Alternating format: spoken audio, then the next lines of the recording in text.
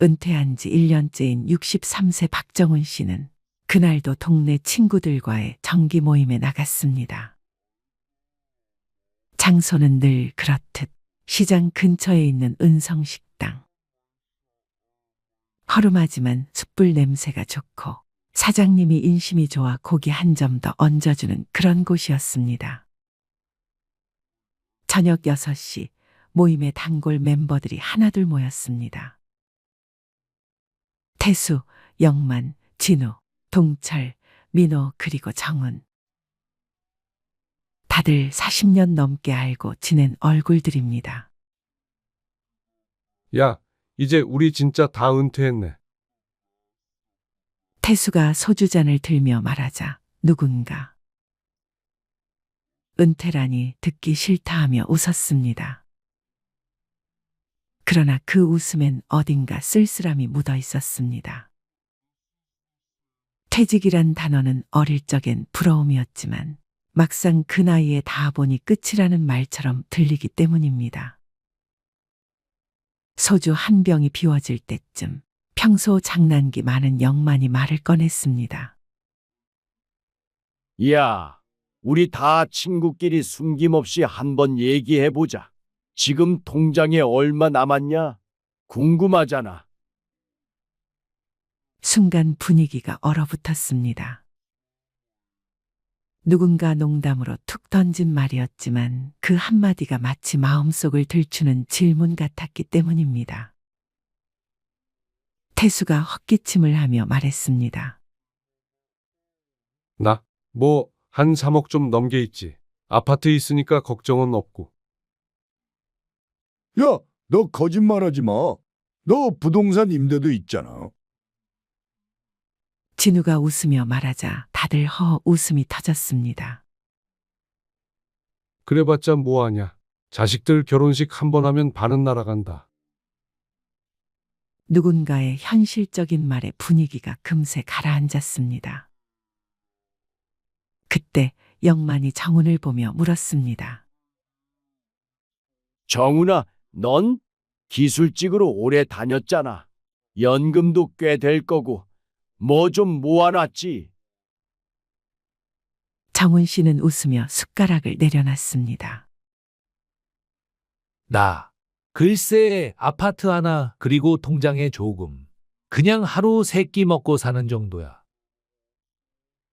순간 친구들은 조용해졌습니다.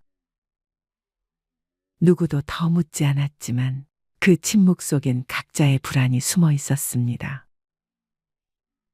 모임이 끝난 밤, 정훈 씨는 집으로 돌아오며 혼잣말을 했습니다. 왜 나이 들면 꼭 통장 얘기가 나오는 걸까? 퇴직 전엔 누가 얼마 버는지 신경도 쓰지 않았습니다. 그런데 은퇴 후엔 누가 얼마나 모았는가가 자존심이자 존재의 기준이 되어버린 듯했습니다. 그날 밤 정훈 씨는 오랜만에 자신의 통장을 꺼내봤습니다. 잔액은 1억 6천만 원. 은퇴 당시엔 충분하다고 생각했지만 1년 사이 줄어드는 속도가 너무 빨랐습니다. 연금으로 들어오는 돈은 월 120만 원 남짓. 관리비, 식비, 아내 약값, 손주 용돈 그렇게 쓰고 나면 손에 남는 게 없었습니다. 정훈 씨는 조용히 한숨을 내쉬었습니다. 이게 평생 일한 결과인가? 그 후 몇 달 동안 모임은 예전 같지 않았습니다. 한 달에 한 번 모이던 친구들이 하나둘 빠지기 시작했습니다. 태수는 식당에 오지 않았습니다. 사업 정리하느라 바쁘다는 말만 남겼습니다. 그의 아내가 건강이 안 좋다는 소식도 들려왔습니다. 영만은 그 사이 차를 바꿨습니다. 퇴직했는데 한 번쯤은 좋은 차 타보고 싶더라라며 하이브리드 SUV를 자랑했지만 3개월 후 그 차는 중고 사이트에 올라왔습니다. 진우는 장남 결혼 자금으로 8천만 원을 보탰고 그 후엔 늘 말이 줄었습니다. 밥값을 낼 때마다 이번엔 내가 낼게 하던 그가 이젠 나중에 보자 하고 자리를 피했습니다. 정훈 씨는 깨달았습니다. 은퇴란 수입이 끊기고 관계가 변하는 시기구나. 그즈음 정훈 씨는 아내의 권유로 구청 평생학습관에 시니어 재무관리 과정을 신청했습니다. 첫날 강사는 칠판에 이렇게 썼습니다. 노년의 불안은 돈이 없어서가 아니라 돈을 다루는 기준이 없기 때문입니다. 그 한 문장이 정훈 씨의 마음을 때렸습니다. 강사는 이어 말했습니다. 돈을 모으는 기술보다 돈을 천천히 쓰는 기술이 더 중요합니다. 돈을 한 번에 써버리면 인생의 속도가 함께 달려가 버리거든요. 그날 강의에서 정훈 씨는 처음으로 생활비 구조표를 만들었습니다. 식비, 공과금, 의료비, 취미비, 경조사비. 이렇게 구분하자 불필요한 지출이 한눈에 보였습니다. 특히 체면 비용이라는 항목이 문제였습니다. 친구 생일, 결혼식, 회비, 명절 선물 등. 그 한 줄에서 매달 30만 원 이상이 빠져나가고 있었습니다. 강사는 이렇게 말했습니다. 은퇴 후 3년은 적응기입니다. 그때 대부분이 하는 실수는 은퇴 전의 소비 습관을 그대로 유지하는 것입니다. 정훈 씨는 그 말을 듣고 고개를 끄덕였습니다. 회사 다닐 땐 회식 후 5만 원, 10만 원이 아무렇지 않았지만 지금은 커피 한 잔도 계산이 망설여졌습니다. 그는 점점 깨달았습니다. 돈이 줄어서 힘든 게 아니라 소비의 기준을 바꾸지 못해서 힘든 거구나. 그날 이후 그는 생활을 다시 정리했습니다. 자동차는 팔고 대중교통으로 바꿨습니다. 매일 점심은 직접 도시락을 싸서 나갔고 커피는 집에서 내려 마셨습니다. 이상하게도 통장은 그대로인데 마음은 더 편해졌습니다. 6개월 후 모임이 다시 열렸습니다.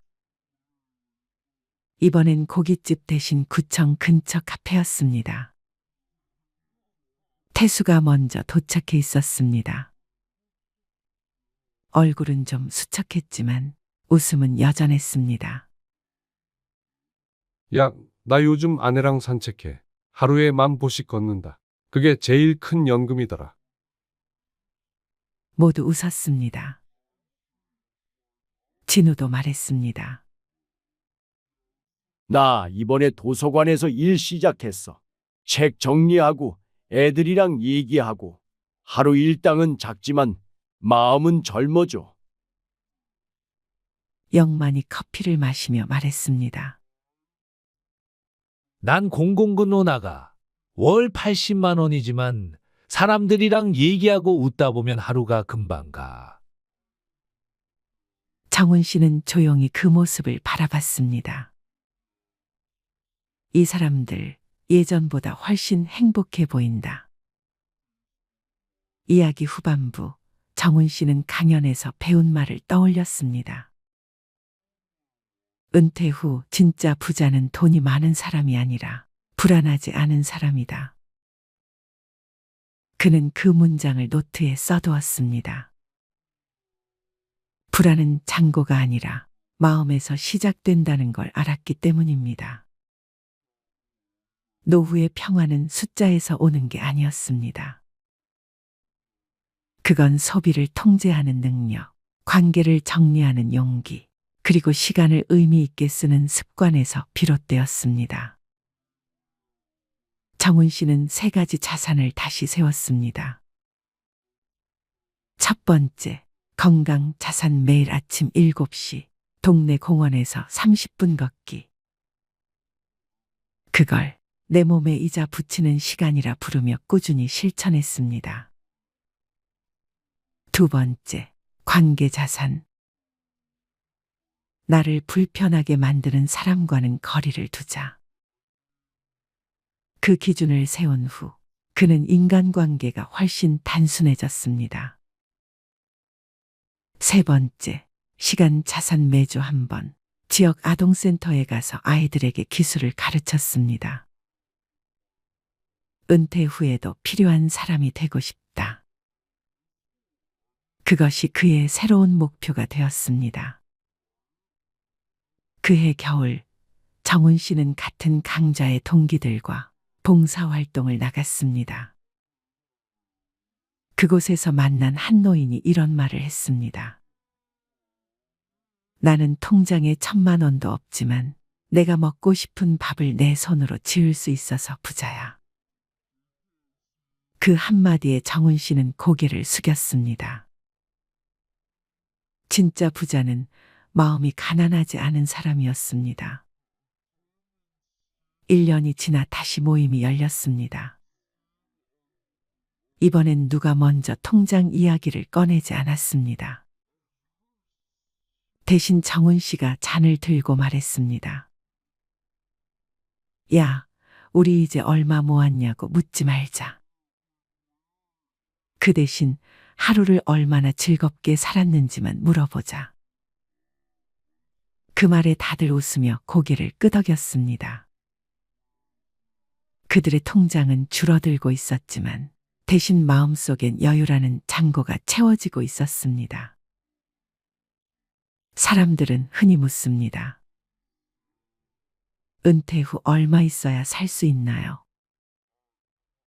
하지만 그 질문의 핵심은 얼마가 아니라 어떻게입니다. 지출 구조를 단순하게 만들 것. 돈이 어디로 새는지 모르면 아무리 많아도 부족합니다. 체면 비용을 과감히 끊을 것. 진짜 친구는 내가 싸구려 커피를 마셔도 함께 웃을 수 있는 사람입니다. 소득이 끊겨도 가치 있는 일을 찾을 것. 하루에 5,000원을 벌어도 누군가에게 필요한 사람이라면 그건 행복입니다. 그리고 마지막으로 돈보다 마음의 구조를 바꾸는 것. 돈이 줄면 불행해지는 사람이 아니라 돈이 줄어도 평온한 사람이 되는 것이 진짜 노년의 성공입니다. 정훈 씨는 요즘 매일 오전 9시에 나가 동네 공원 벤치에 앉습니다. 커피 한 잔 들고 친구에게 전화를 겁니다. 오늘은 어디까지 걸었냐? 나 10,000보 채웠지. 그 통화 속엔 더 이상 비교도 자랑도 없습니다. 그저 하루를 살아낸 서로의 안부가 전부입니다. 그가 미소 지으며 말했습니다. 돈은 줄었지만 마음은 늘고 있다. 우리가 묻는 질문을 바꿔야 합니다. 은퇴한 친구들은 통장에 얼마를 모았을까? 이 질문 대신 이렇게 물어야 합니다. 그들은 지금 얼마나 평온하게 살고 있을까? 진짜 부자는 숫자 속에 있지 않습니다. 그건 하루를 걱정 없이 보내는 마음 속에 있습니다.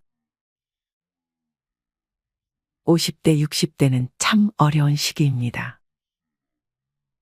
밖에 나가면 다 돈인데 그렇다고 안방에서 맨날 넷플릭스 보면서 집밥만 먹을 순 없고 고물가 고금리 쓰나미가 몰아치면서 은퇴를 앞둔 사람들의 고민이 커지고 있습니다. 가계 생활비가 무섭게 오르는 상황에서 노후 자금은 얼마나 준비해야 충분할지 걱정하는 것입니다. 일반적으로 60세가 되면 소득이 끊기기 때문에 가계 손익 구조는 마이너스로 바뀌게 됩니다. 고물가 장기화가 더해지면서 고령 세대의 살림살이는 예전보다 더 팍팍해졌습니다. 최근 통계청이 발표한 생애주기 적자 추이를 봐도 61세에 시작된 적자 인생은 죽을 때까지 이어집니다. 이러한 시행착오를 줄이려면 나보다 앞서 길을 걸어간 선배들의 조언이 유용한 길잡이가 됩니다. 80대 선배들이 퇴직하고 나서 이걸 하길 참 잘했다. 시간을 되돌려도 이것만은 꼭 하겠다. 고 추천하는 건 무엇일까요? 먼저 첫 번째, 건강관리. 죽기 전 10년은 앓다가 간다. 평생 의료비의 절반은 70세 이후에 쓴다. 나이가 들면 돋보기, 보청기, 틀니, 지팡이, 약봉지가 일상이 됩니다. 아프면 서럽다지만 더 큰 문제는 질병으로 인해 파생되는 삶의 질 저하입니다. 새해 1월에는 늘 건강을 외칩니다. 가장 귀담아 들어야 할 사람들은 바로 50에서 60대들입니다. 건강을 잃으면 모든 것을 잃는다는 말을 실감하는 나이이죠. 암 등 중병이라도 걸리면 돈도 많이 들어갑니다. 타인의 도움이 필요해지는 상황이 닥치면 더 실감합니다. 특히 간병비는 건강보험이 적용되지 않아서 사비로 충당해야 하는데 최근 인건비 상승으로 월 3,400만 원이 드는 경우가 태반입니다. 얼마나 오래 아플지, 간병비는 언제까지 나갈지, 이런 모든 일정이 불확실하다는 것도 문제입니다. 병을 늦게 발견해 건강보험이 안 되는 신약까지 사용하면 노후 설계가 송두리째 흔들립니다. 겨우 장만한 집 한 채를 팔 정도가 아니더라도 예금은 거의 다 날아갈 수 있습니다. 우리보다 앞서 고령화된 일본에서도 병원 신세를 지는 노인들이 의료와 요양의 노후 자금을 쏟아부으면서 간병 파산 위험에 직면했습니다. 노후에 돈을 아끼는, 아니 버는 방법은 부부가 모두 건강한 것입니다. 운에 내 몸을 맡기지 말고 스스로 노력해야 병원비, 약값을 아낄 수 있습니다. 해마다 돌아오는 국가검진을 꼬박꼬박 받아야 합니다. 40대 이상은 2년마다 위내시경, 50대 이상은 매년 대변검사에 이어 대장내시경을 받을 수 있습니다. 귀찮다고, 내시경이 무섭다고 검진을 건너뛰면 후회할 수 있습니다. 최근 위암, 대장암이 줄고 있는 것은 국가암 검진의 영향도 큽니다. 조기 발견은 물론 암 예방에도 도움이 됩니다. 노후에는 건강을 잘 지키기만 해도 흑자 인생을 보낼 수 있습니다. 건강이 곧 돈이기 때문입니다. 음주, 야식, 흡연, 과식, 소파와 한몸 등과 같은 나쁜 생활 습관은 건강을 해치며 노후 파산의 원인이 됩니다. 사랑하는 자녀에게 부모 부양으로 경제적인 부담을 주지 않는 가장 손쉬운 방법이 본인 건강 관리입니다. 평소엔 잊기 쉽지만 치아 관리에도 힘써야 합니다. 김현정 서울대 치대 교수는 구강 건강이 나빠지면 노쇠 위험이 높아진다는 연구가 나와 있을 정도로 구강 건강은 노년기 삶의 질을 좌우한다면서 치아와 잇몸이 부실한 고령자는 영양 섭취를 제대로 하지 못해 기력이 금방 쇠하는데 이렇게 되면 근력 저하와 반복적인 낙상, 만성질환 악화 등의 위험이 커진다고 말했습니다. 치아가 부실하면 먹는 즐거움이 사라지고 식욕 저하로 만성적 영양 불량 상태에 빠지기 쉽습니다. 그리고 담배를 끊어야 합니다. 흡연은 고혈압, 당뇨병, 뇌경색, 심근경색, 신장병으로 가는 주범입니다. 여기서 담배의 유해성을 새삼 들먹이고 싶지 않습니다.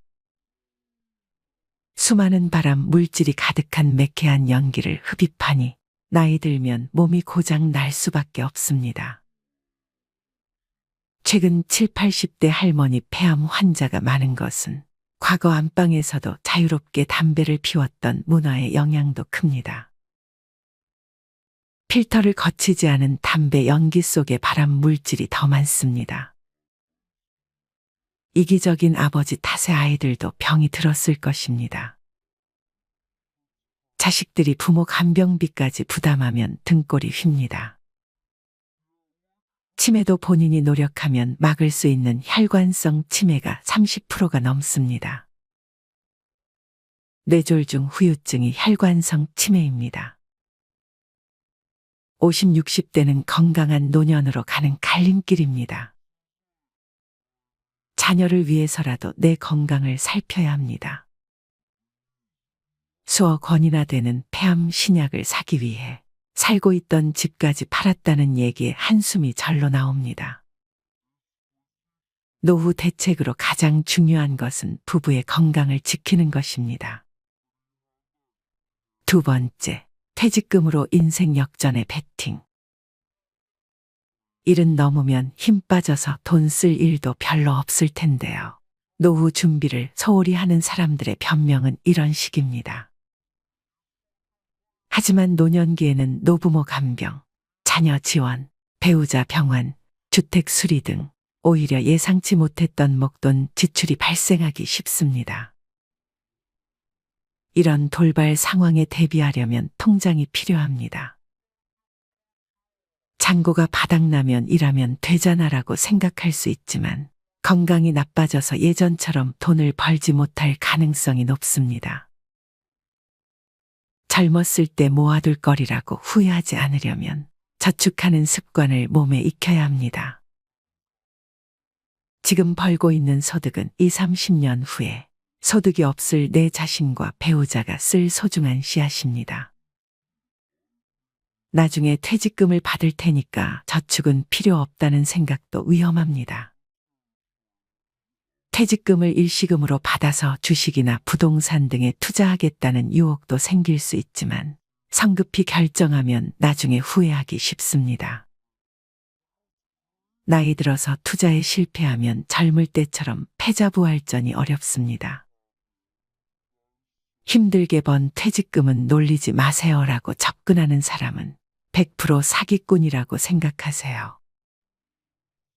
퇴직금은 일시금이 아니라 연금 형태로 받아야 절세 효과도 있어 유리합니다. 노년기에 투자를 하고 싶다면 미국 등 글로벌 우량지수에 연동되는 대표 금융상품에 한정하고 여행, 취미 등에 쓰는 돈도 예산 내에서 쓰는 게 좋습니다. 마지막으로 황혼의 나이에 무조건적인 자녀 지원은 독이 될 수 있습니다. 경제적으로 자립하지 못했다고 해서 계속 퍼주면 내 노후가 먼저 무너집니다. 자식에게 한 푼도 안 주면 맞아 죽지만 다 주면 굶어 죽고 밥만 주면 무서워 죽는다는 말은 우스갯소리이지만 속에 뼈가 있다는 걸 잊지 마세요. 세 번째, 자식한테 손 안 벌릴 만큼은 모아둬라. 노후 생활비는 평생 동일한 금액이 필요한 것이 아니라 나이가 들수록 점점 감소하는 경향을 보입니다. 은퇴 직후엔 바깥 활동이 여전히 왕성하기 때문에 은퇴 이전과 비교해 생활비는 비슷하게 듭니다. 그러나 나이가 들수록 외부 활동은 뜸해지고 배우자 사망 등의 변수도 생겨가게 씀씀이는 점점 감소합니다. 80대엔 5, 60대에 쓰던 생활비의 절반만 있어도 충분하다는 은퇴 전문가도 있습니다. 베스트셀러 87세 비즈니스맨, 지금이 최고 전성기를 펴낸 88세 코리아 마시로 씨는 나이가 들수록 소비 욕구가 약해지기 때문에 큰 병에 걸리지 않는 한 그렇게 큰 돈이 필요하지 않다면서 퇴직하고 돈을 더 많이 벌겠다고 자꾸 욕심을 내면 오히려 삶의 균형이 깨져 불행해지기 쉽다고 말했습니다. 노후 자금은 얼마나 준비해야 할까? 설문조사에 참여한 80대 남녀들은 자식에게 손 벌리지 않을 정도의 저축은 해둬라 라고 했습니다. 이 밖에 연금만 갖고서 생활할 수 있게 미리 재무 설계에 힘쓰고 절약, 보험 가입, 대출 상환 등도 신경 쓰라고 조언했습니다. 70대 이하 후배들에게 권하고 싶은 투자 활동으로는 주식 투자가 최고로 뽑혔고 그 다음으로는 펀드, 연금, 일본 채권, 금투자, 해외 채권 등의 순이었습니다. 이렇게 80대들이 퇴직 후에 해서 참 좋았던 세 가지에 대해 알려드렸습니다. 그렇다면 부자들은 어떤 소비 습관을 가지고 있는지 지금 바로 알려드리겠습니다. 첫 번째로, 많이 버는 것보다 덜 쓰는 것이 중요합니다. 부자가 되기를 바라지만 그 방법을 알아봤을 때 부자들에게 해당하는 사람은 소수라는 사실을 알게 됩니다. 부자들은 덜 쓰는 방법을 통해 부자가 되는 경우가 더 많습니다. 돈을 버는 것보다 불필요한 지출을 줄이는 것이 더 중요하다고 말씀드립니다. 실제로 대부분의 부자들은 지출을 통제하는 절약 습관을 가지고 있답니다. 버는 돈보다 쓰는 돈이 적어야 부자가 될 수 있습니다. 잘 모아지지 않더라도 조금씩 돈이 쌓여 부자가 되고 있다는 사실을 명심하세요. 그래서 적은 돈부터 아끼는 습관을 기르는 것이 중요합니다. 두 번째로, 나가는 돈을 곱해서 생각하는 습관을 가져야 합니다. 많은 사람들은 물건을 샀거나 지출을 할 때 나가는 금액을 나눠서 생각하는 경향이 있습니다. 하지만 부자들은 나가는 돈을 곱해서 생각합니다. 예를 들어, 기타 요금이 한 달에 13,500원이라면 한 달치인 것을 생각하는 게 아니라 12개월 동안 계산하여 162,000원인 것으로 생각하는 거죠. 이렇게 나가는 돈을 곱해서 생각하면 정확한 지출 기호를 확인할 수 있습니다. 쇼핑을 할 때도 필요한 물건만을 사게 되고 좀 더 정확한 지출을 할 수 있어요. 세 번째로, 미니멀 라이프를 실천하세요. 미니멀 라이프란 삶의 모든 것을 단순화시키는 것을 의미합니다. 적게 갖는 삶을 추구하는 것인데요. 필요한 최소한의 물건들만을 가지고 살기 때문에 집안이 깔끔해지고 마음의 여유가 생깁니다. 물건을 줄이기 때문에 가사노동 시간도 줄어들고 경제적으로도 절약이 가능하며 물건을 구매하는 시간과 에너지를 아낄 수 있습니다. 필요하지 않은 물건을 사지 않고 필요한 물건에만 돈을 쓰는 습관을 가지세요. 네 번째로, 과다한 식재료 구매를 줄이세요.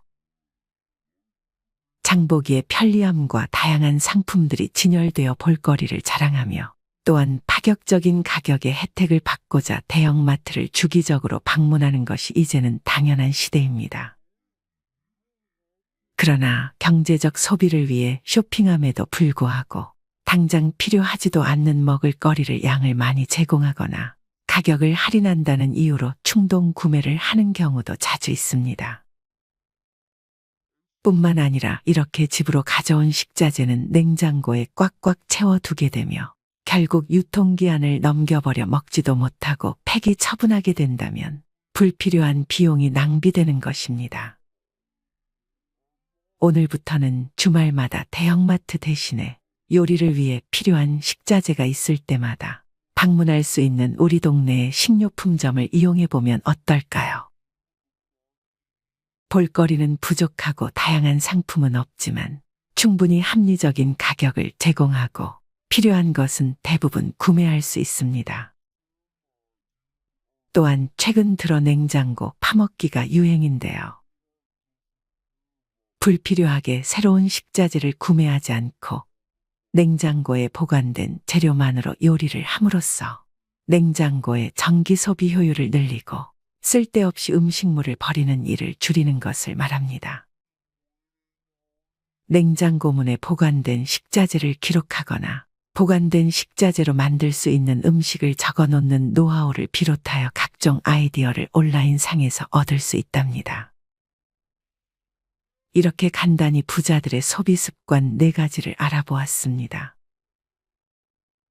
혹자는 이미 부자라서 가치를 따질 수 있는 형편이 된다고 생각할 수도 있습니다. 하지만 소비 습관에 따라 부자가 되는 길을 더 단축시킬 수도 있는 것이죠. 부자처럼 보이려고 애쓰지 말고 진짜 부자가 되려고 노력해 보세요. 많은 사람들이 겉으로 보기에 부자가 보이는 것을 추구하지만 이는 잘못된 마인드입니다. 진짜 부자들은 외부적으로 까만 소박한 생활을 하지만 내면에서는 여유와 깊이를 느낄 수 있습니다. 겉으로 보이려고 분에 넘치는 소비를 하는 것은 가짜 부자로 보이게 할 뿐입니다. 진짜 부자들은 소박한 생활을 유지하며 진정한 부자로 성장하는 것이 중요합니다. 이렇게 부자들의 소비 습관을 통해 부자가 되어가는 방법을 알아봤습니다. 아껴서 소비하는 습관을 부정적인 마인드로 생각하는 것이 아닌 하루하루 부자가 되어가는 가정으로 생각해 보세요. 사는 것을 아끼는 것이 후회하는 것보다 좋다는 사실을 명심해 주세요. 생활비가 부족하면 어떡하지? 퇴직 후의 삶에 대해 대다수 사람들은 돈 걱정부터 합니다. 하지만 80대 선배들은 노년엔 돈보다는 외로움이 더 문제라고 말합니다. 특히 직장에 평생 헌신하며 살아온 회사올 인형 남성은 퇴직 후 사회적 고립에 괴로울 수 있는 만큼 지루한 고독감을 극복하는 방법을 알아야 한다는 것입니다. 설문에 참여한 80대 선배들은 노년 고독을 이겨낼 구체적인 방법으로 취미 활동에 참여한다, 지역 활동에 참여한다, 부부 대화를 자주 한다, 부부 가족 여행을 떠난다 등을 추천했습니다. 늙으면 부부밖에 없다는 말이 있다더니. 설문에 참여한 80대 응답자 10명 중 7명은 인생에서 소중히 생각했어야 할 사람은 누구인가라는 질문에 배우자라고 답했습니다. 퇴직 후 고독감을 없애기 위한 최고 방법은 재취업이라는 의견도 있습니다. 회사에 매일 가서 사람을 만나면 고독감은 저절로 해소된다는 것입니다. 또 출퇴근을 매일 하면 자연스럽게 건강도 유지되고 작게나마 수입도 생기니 그야말로 일석삼조입니다. 88세인 코리아 마시로 씨는 회사 정년은 회사가 정하는 것이라고 생각하지만 그럴 필요가 없다면서 일할 의욕이 있고 몸이 허락한다면 내 정년은 100세라는 생각이 필요하다고 말했습니다. 노후 전문가인 오오에 히데키 씨는 회사올 인형 남성들은 퇴직 후에 인간관계가 끊어지면 심각한 고독감에 우울증을 앓곤 한다면서 회사에서 친구라고 생각했던 사람들은 그저 직장 동료일 뿐이고 친구는 아니다라고 말했습니다. 퇴직 이후의 인간관계는 회사 다닐 때처럼 긴밀할 필요는 없고 널볕행, 넓고 얇고 행복하게이면 충분하다고 오오에 씨는 덧붙였습니다.